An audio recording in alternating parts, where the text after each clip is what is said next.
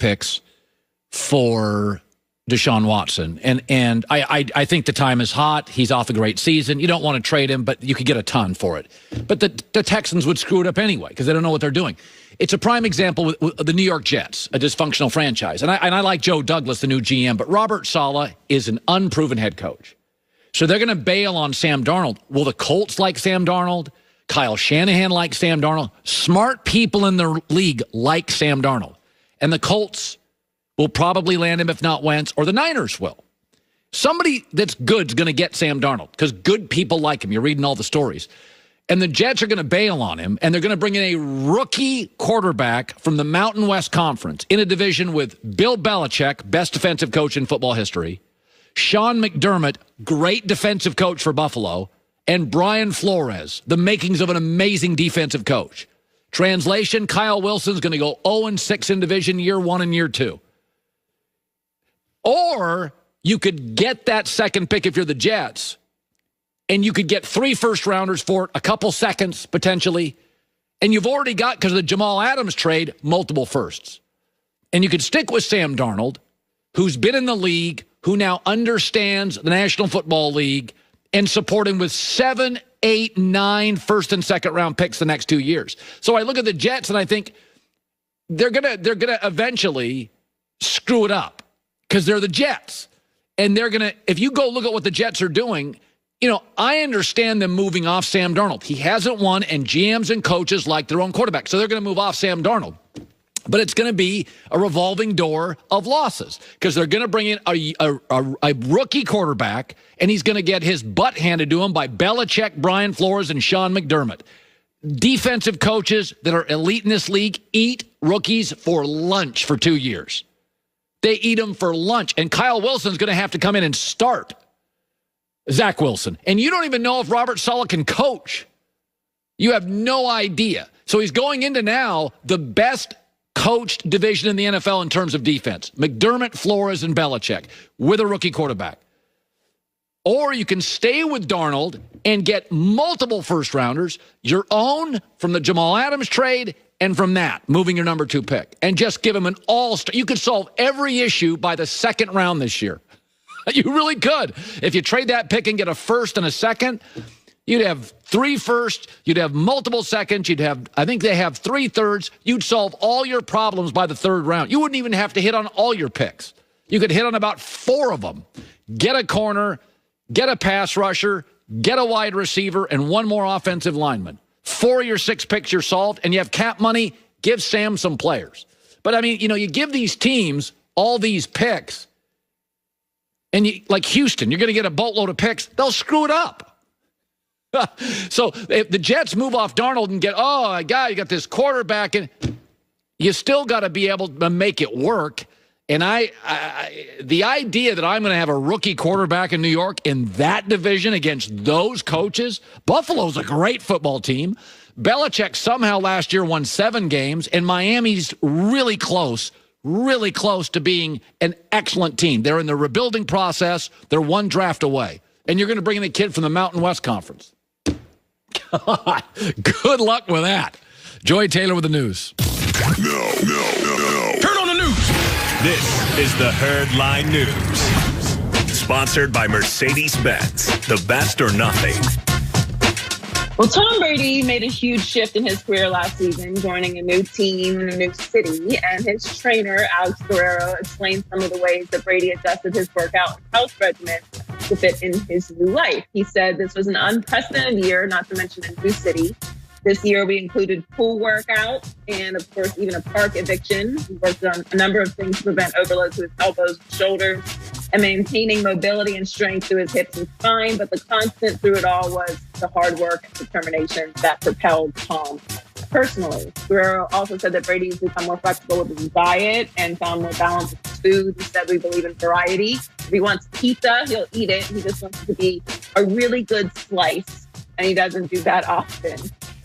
We talk about Tom Brady's CP12 method and everything that he puts to his body, and similar to LeBron, spending a lot of money investing in his body in the offseason and having a trainer and traveling with his trainer and the nutrition. And we kind of gloss over that.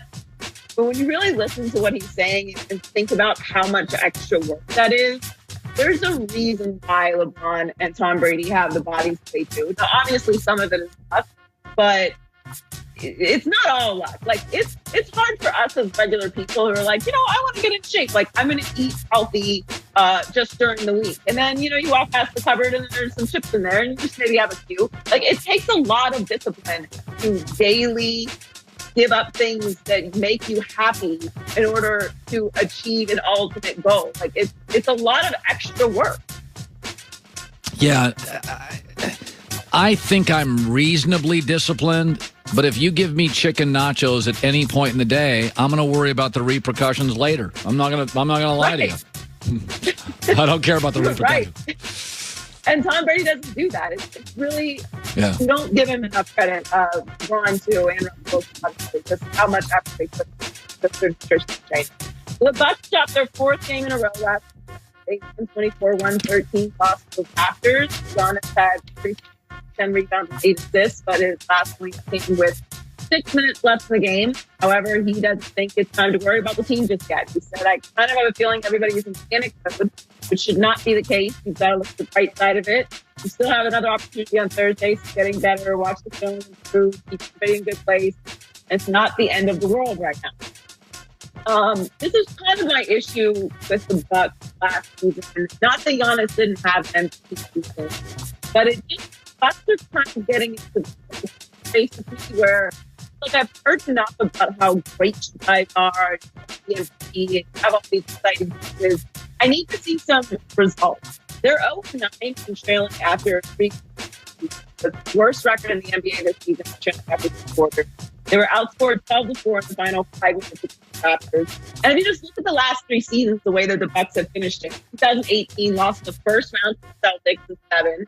2019 lost in the Eastern Conference Finals to the Raptors in 6. And last year they lost in 5 to the Heat in the Eastern Conference Finals. Where are the results? Yeah, it's a fair question. I'm going to ask Antoine Walker that in 10 minutes. Totally fair question. So Draymond Green spoke about this week about the double standard he sees between how players are treated when they ask for a trade and how teams treat them while they're looking for a trade. And LeBron joined the conversation last night, and he fully agrees with what Draymond said. It's the narrative of what the league has always been. And, from a team's perspective, they've controlled the narrative. They've controlled the narrative of how players should be, how they should act, how they should, treat their organizations. We just want people to understand that it's 2 sides of the coin. It's not just one-sided. I totally understand where Draymond and LeBron are coming from. I'm obviously a very pro-player person. I've seen how these trades work and people getting cut and contracts, and that's why I don't believe in loyalty to organizations.